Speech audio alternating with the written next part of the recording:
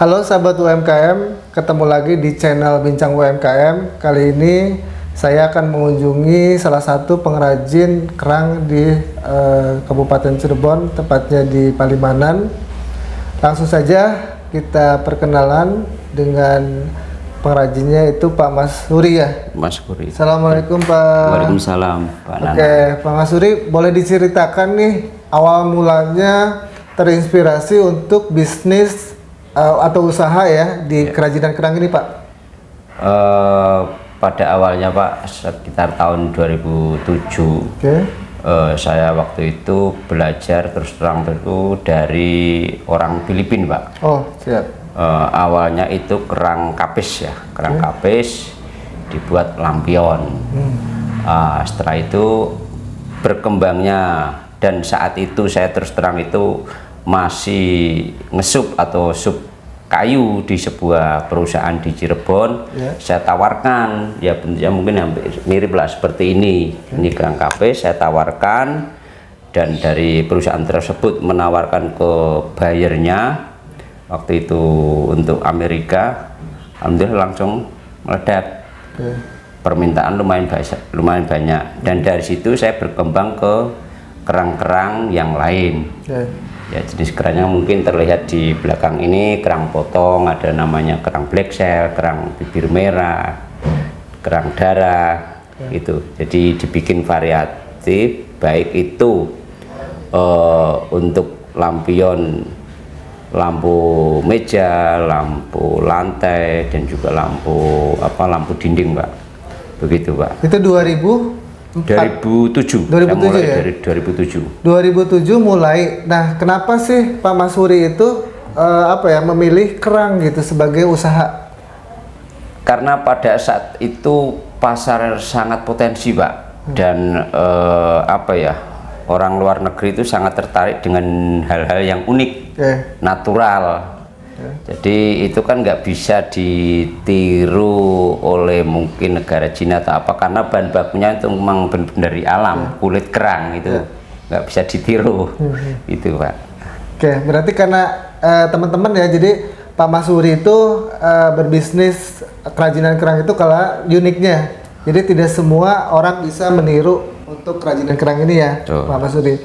Nah, dari 2007 ke 2019 itu kan tentu rentang waktu yang lumayan lama nih. Betul. Apa sih suka dukanya gitu menggeluti bisnis kerang ini, Pak? Sukanya itu kalau terus terang, kalau semua pengrajin atau pengusaha itu kan kalau dapat order, Pak. Ya, dapat order banyak itu, dan lebih lebih di hati itu merasa bangga itu kita melibatkan orang tetangga ikut bekerja lah, itu terutama ibu-ibu untuk menambah membantu suami lah. Itu yang saya merasa merasa seneng banget gitu. Dukanya itu kalau pas order banyak bahan nggak ada, karena ini bahan dari kita tergantung alam. Kalau pas lautnya itu nggak ada, sedangkan itu harus selesai, itu yang bikin kita berpikir berulang nyari bahan di mana kalau daerah lain begitu, karena ini bahan kerang kan tidak ada di toko, adanya di laut, di alam ya. Iya, di alam gitu. Nah, itu sumber dari kerang itu sendiri dari mana? Apakah dari Cirebon atau dari luar Cirebon juga? Sebagian dari Cirebon. Kalau kerang kapis ini terutama itu kan adanya di sekitar Pantura, jadi dari ujung Kulon sampai di Banyuwangi itu ada. Tetapi kerang-kerang yang seperti di belakang ini kita ambil dari luar Cirebon, dari Pangandaran, dari Lampung, dari Jawa Timur juga itu. Oke, berarti tiap daerah itu kerang itu punya keunikan sendiri ya? Jenisnya beda, Pak. Beda laut, beda isi. Gitu, beda jenis kerangnya beda-beda. Gitu. Kalau untuk kapis ini kan Panjang Pantura itu yang laut lumpur lah. Tapi kalau yang kerang ini kan laut dalam, pantai selatan lah, laut bening. Kalau ini kan kapis ini di sepanjang Pantura ada. Gitu. Nah, kalau dari sepengetahuan Pak Mas Suri ya, pengrajin kerang itu di Cirebon banyak nggak sih? Ada beberapa, bahkan ada yang perusahaan besar itu, bahkan itu RI1 itu dari zaman Pak SBY, dari Pak Jokowi juga pernah berkunjung, ada di daerah sekitar Pleret situ. Ya. Dan beberapa pengrajin yang saya kenal, saya ketahui itu sekitar ada 3 atau 4 orang yang teman sama seprofesi pembuat dari kerajinan kerang. Berarti sangat langka dong kalau gitu ya. 4 orang dalam satu wilayah. Ya, itu yang saya tahu Pak ya. Tapi memang orangnya ya itu aja itu. Karena mungkin gini ya, mungkin teman-teman ingin tahu nih, cara membuat kerajinan dari kerang itu memang perlu keahlian khusus ya? Sebetulnya tidak juga Pak, dalam arti tinggal kita ketelatenan dan di situ ada bahan, tinggal kreativitas kita Pak. Kreativitas kita tawarkan ke pasar menerima, oke, itu kita jalan gitu. Jadi sering apa ya, berinovasi, sering mendesain atau membuat produk yang baru, walaupun misalkan bentuk lampu itu dibuat seperti apa, kerang misalkan kerang kapis, ini saya buat bisa lampu, bisa furnitur, bisa aksesoris, itu tinggal kreatif kita. Tapi menentukan apa namanya jenis apa gitu yang mau diproduksi itu, apakah Pak Mas Huri punya apa ya, semacam wah saya mau buat ini nih gitu, atau bagaimana nih? Kalau selama yang saya jalan itu saya memang kebanyakan berdasarkan order Pak. Tapi kadang saya sempatkan untuk membuat apa ya, pola baru atau desain baru, kita tawarkan ke perusahaan atau pas waktu sering dulu, kalau sebelum COVID itu kan saya sering pameran. Nah itu sering saya bikin produk-produk baru. Ada beberapa yang order, ada yang hanya terjual di saat pameran gitu Pak. Oh berarti rata-rata itu apa namanya, order ya? By order ya. Order. Nah sekarang ini pemasarannya kemana aja Pak? Kalau untuk saat ini Pak, setelah COVID ini mulai dikit-dikit masih di sekitar perusahaan di Cirebon.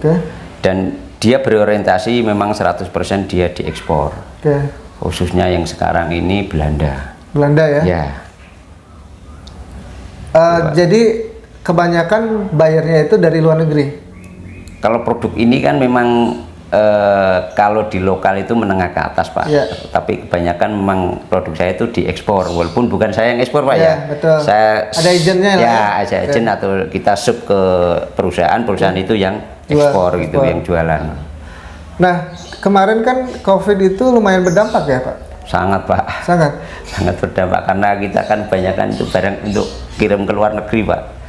Jadi ya sangat terasa lah, sangat terasa. Oke, berarti itu sebenarnya dampaknya lebih ke ekspedisi dari Indonesia ke luar negeri. Tapi kalau dari pembeli dari luar negeri itu masih tetap beli atau ada berkurang gitu? Berkurang. Juga pengaruh Pak, itu kan global Pak. COVID kemarin itu semua di sana juga mereka berpikir dengan kehidupannya sendiri, buru-buru mikir produk yang semua itu juga gak kerang aja kan, mungkin kita lihat semua bidang itu. Baik. Apalagi kerajinan ini kan kebutuhan yang nomor berapa Pak, bukan kebutuhan primer gitu. Nah berarti kan selama kurang lebih 2 tahun lebih itu dalam tanda kutip vakum ya? Vakum, paling yang jalan ini satu perusahaan aja, itu juga nggak banyak, paling per 3 bulan 2 bulan sekali baru nurunin order gitu Pak. Oh jadi Pak Mas Huri itu nanti ngesub ke perusahaan itu? Betul. Di daerah Cirebon. Ya, jadi teman-teman Pak Mas Huri itu lebih concernnya di kerajinan sih, yang membuat apa namanya produk kerang ya, misalnya lampion atau bentuk apa yang lainnya, dan itu nanti Pak Mas Huri apa namanya menjualnya ke agent lah, ibaratnya yang nanti akan ekspor ke luar negeri ya Pak. Betul. Nah pengalaman selama hampir berapa tahun tadi? 2007 Pak. Ya hampir sekitar 16 tahun ya. 16 tahun itu ada nggak sih momen yang membuat Pak Mas Huri itu ingat terus gitu? Selama menekuni kerajinan ini gitu. Ingat terus itu ya itu Pak. Jadi dulu terus terang Pak ya. Saya kesini itu ke Cirebon itu merantau Pak, aslinya kan saya orang Wetan, orang Jepara. Jadi memang selama saya itu ngesut kayu di perusahaan di Cirebon ini, 7 tahun dari 2000 ke 2007, alhamdulillah belum dapat apa-apa. Tapi alhamdulillah semenjak saya itu menggeluti bidang kerang, alhamdulillah secara fisik saya sudah bisa ya minimal bangun gubuk ini Pak, walaupun belum sempurna. Jadi itu yang saya berpikir, oh ya memang saya cocoknya itu di kerang gitu Pak. Oh jadi awalnya sebenarnya di kayu? Kayu saya, basic saya kayu. Tapi kayu tidak dalam tanda kutip sehebat kerang? Iya Pak, soalnya beda Pak ya, kalau kayu kan yang tadi Bapak ngomong itu banyak yang bisa, banyak yang buat. Tapi kalau kerang itu kan hanya beberapa lah, itu momen itu yang kita manfaatkan. Jadi untuk di harga itu kita apa ya bisa mainkan lah, dalam arti untuk mencari profit itu masih lumayan gitu Pak. Kalau kayu kan ya mungkin udah kayu itu udah pasaran sebetulnya, pasar gitu ya. Dimanapun ya ada kayu gitu kan, misalnya ada mebeler atau apalah gitu ya, kerajinan seperti itu. Nah berarti mungkin Tuhan ngasih jalan ke Pak Mas Kuri bahwa oh ternyata memang mungkin rezeki saya ada di bidang ini kan, yang sebelumnya mungkin tidak diketahui. Coba dulu ke kayu, ternyata tiba-tiba dilalah misalnya ada inspirasi untuk membuat kerajinan kerang ya. Betul. Itu inspirasi mendadak atau memang ada sesuatu yang menggerakkan Pak Mas Kuri menekuni? Terus terang waktu itu saya masih di kayu Pak. Nah itu ada teman yang sama-sama ingin belajar sama orang Filipina itu. Nah dari situ saya belajar dari gurunya itulah, cara membuat ini. Lah saya kembangkan dari situ, dan saya masukkan itu, saya tawarkan ke perusahaan waktu saya masih sub kayu itu. Dari situ nyambung terus. Jadi ada yang dibuat waktu itu memang lumayan heboh, lumayan ordernya itu. Jadi sampai alhamdulillah bisa ya buat gubuk ini Pak. Ya berarti itu sebenarnya waktu itu ada dari orang Filipina yang belajar itu. Jadi Bapak belajar itu pun nggak sengaja, saya ikut teman. Jadi yang teman malah dia nggak menekuni, saya yang maju terus gitu. Nah itu teman-teman ya, jadi sebenarnya tidak ada kendala atau hambatan ketika kita memang menekuni sesuatu ya, pasti ada jalan kemudahan kan, yang tidak disangka-sangka mungkin ya. Tiba-tiba dari bisnis kayu ke kerajinan. Nah dalam proses pembuatan kerajinan ini, satu produk itu bisa berapa hari itu Pak? Produk itu macam-macam Pak. Ada yang dari kecil itu aksesoris. Ada yang untuk interior itu contohnya yang mungkin untuk sofa, untuk cermin, untuk lampu, itu bervariatif dalam arti butuh proses. Kalau untuk rata-rata misalkan untuk lampu seperti ini, misalkan lampu seperti ini kita bisa ngerjain sampai 3 hari. 3 hari? Bikin satu. Bikin 10 pun 3 hari. Oh, kok bisa? Ya tinggal memperbanyak kita tenaga. Kita manfaatkan teman-teman yang sekitar kita. Jadi proses rata-rata 3 hari. Satu barang, 10 barang juga bisa 3 hari. Gitu. Orangnya ditambah. Orangnya ditambah. Tapi tidak ada kesulitan ya di orang-orang SDM itu? Nggak ada. Kalau di sini kan saya beberapa kali itu memang benar saya pernah direkrut sama Kementerian Kelautan itu untuk mengajari terutama orang sekitar. Jadi sini tuh saya juga sebagai P2MKP Pak. Jadi pusat pelatihan mandiri kelautan perikanan. Di bidang, kalau saya di bidang kerajinan non konsumsi Pak ya. Tuh kadang juga digandeng sama Kementerian perindustrian, kalau misalkan event-event pameran Perindak itu ke Jakarta gitu Pak. Mungkin dari bisnis yang Pak Mas Kuri geluti ini, kalau dari sisi produk itu paling rendah berapa sih harganya? Nilainya Pak? Kalau nilainya itu paling dari terendah itu sekitar 15.000. Kalau untuk sofa itu bisa sampai 20 juta. Kalau yang misalnya ini bentuk kayak ini? Kalau ini sekitar 1,5 Pak. 1,5? Ya, 1,5 juta. Pernah Pak Mas Kuri nih buat kerajinan kerang itu paling mahal di harga berapa? Paling mahal dari sofa itu Pak, Sofa. kirim ke waktu itu malah orang lokal itu ke NTT itu 25 juta. 25 juta? Iya. Sofa satu set? Satu set. Tapi kadang Pak, karena ini kan barang unik, saya pernah mengalami sendiri itu pameran di Jakarta, Pondok Indah Mall Pak, itu kan tempatnya elit.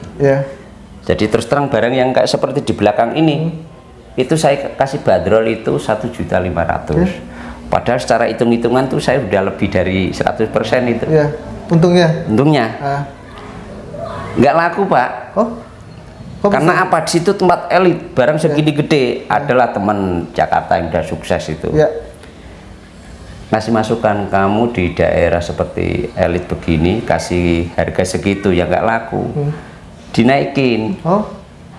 Tak up 3.500.000. Akhirnya laku Pak, 3.250.000. Jadi orang kadang kan image Pak ya, orang yang punya duit lah itu loh Pak. Nah itu salah barang-barang ini tuh kan termasuk ada sedikit seninya lah gitu. Betul teman-teman, ini salah satu tips juga ya buat teman-teman ketika menekuni kerajinan dan teman-teman menempatkan ya produk tersebut di kalangan atas ya, misalnya di mall-mall yang kalangan atas, justru semakin harganya naik, semakin tinggi itu yang justru banyak diburu. Karena kalau harga yang murah-murah mungkin bagi mereka ya apa sih beli barang yang 1 juta 2 juta gitu kan ibaratnya kan, image-nya itu. Ketika beli sesuatu yang nilainya lumayan misalnya 3 juta, mungkin ada kebanggaan kali ya dari sisi pembelinya bahwa oh iya saya beli produk ini, kerang ini 3 juta. Di toko nggak ada Pak. Di toko nggak ada itu Tama. Jadi itu salah satu trik juga buat teman-teman ya ketika target marketnya ke sesuatu yang menengah atas ibaratnya atau kalangan atas lah, kalangan elit. Ya teman-teman harus pinter-pinter untuk membandrol harga yang sesuai dengan kalangannya mereka. Gitu kan. Jadi barang kerajinan mungkin seperti kerang ini atau lukisan atau itu kan kita kalau jualan itu di mana kita jual dan siapa yang beli. Itu yang penting kita sudah ada patokan, oh nilai misalkan rata-rata rate segini lah, tapi kalau lihat di tempat dan lihat yang beli orangnya high ya harus kita up gitu Pak. Itu ya, jadi membeli kerajinan itu mungkin salah satu prestis bagi mereka bahwa karena kerajinan itu kan unik sebenarnya ya Pak ya. Tidak semua orang bisa buat, tidak semua tempat ada ya ibaratnya, itu jadi kebanggaan bagi mereka. Jadi harga bagi mereka sih sebenarnya no isu, nggak ada masalah kan. Itu. Nah, pernah nggak Pak Masuri itu mendapatkan order yang paling banyak nih? Iya Pak, pernah Pak. Itu kisaran sampai 4 kontainer. 4 kontainer? Iya. Itu dalam jangka waktu 4 bulan tak? 4 bulan? Iya, jadi target itu sebulan sekontainer, itu lumayan. Jadi kerjanya banyak, yang kerja teman-teman di sekitar kita juga rame. Jadi ada rasa bangga gitu loh Pak, mengikut sertakan tetangga teman di sekitar ini. Itu Pak. Omset tertinggi nih Pak Masuri berapa waktu itu? Omset saya sekitar 80, 100 lebih lah, 100 lebih Pak. Per bulan? Iya, per bulan itu 100 lebih? Iya. Nah itu teman-teman, jadi kerajinan itu salah satu yang memang unik ya, sehingga potensi pasarnya itu lumayan besar ya. Betul, dan di kerajinan itu kalau saya terus terang itu saya patok minim-minimnya memang kita bersih ngambil profit 30 Pak. 30%? Iya. Itu paling rendah. Paling rendah? Iya. Jadi teman-teman kalau omsetnya 100 juta sebulan dapat 30 juta, lumayan kan? Itu ya teman-teman. Nah mungkin Pak Masuri ada semacam apa ya? Kalau SDM tidak ada masalah ya? Nggak ada masalah. Karena tetangga-tetangga di sini sudah diajarkan ya cara membuat kerajinan, sehingga ketika ada order seberapapun tidak ada kendala ya? Tidak ada kendala. Mungkin ada saran buat teman-teman nih yang mau lagi mengembangkan usaha UMKM-nya supaya tetap semangat nih, Pak Masuri. Ya apa Pak? Kita kita jangan patah semangat lah. Pasti di dalam usaha sekecil apapun itu pasti ada suka dukanya. Yang penting kita ada niatan untuk memperbaiki membantu taraf istilahnya memperbaiki ekonomi bagi khususnya kita, keluarga kita, dan kalau bisa itu bisa melibatkan lingkungan sekitar. Itu yang lebih di hati itu merasa bangga itu. Jadi jangan patah semangat dalam keadaan seperti ini. Yang penting kita berusaha, itu aja. Oke, itu aja teman-teman sobat UMKM. Semoga apa yang tadi disampaikan Pak Mas Suri bisa memberikan inspirasi buat rekan-rekan dalam mengembangkan usaha UMKM-nya. Tetap semangat UMKM Indonesia. Assalamualaikum warahmatullahi wabarakatuh. Hatur nuhun Pak. Oke, Terima kasih.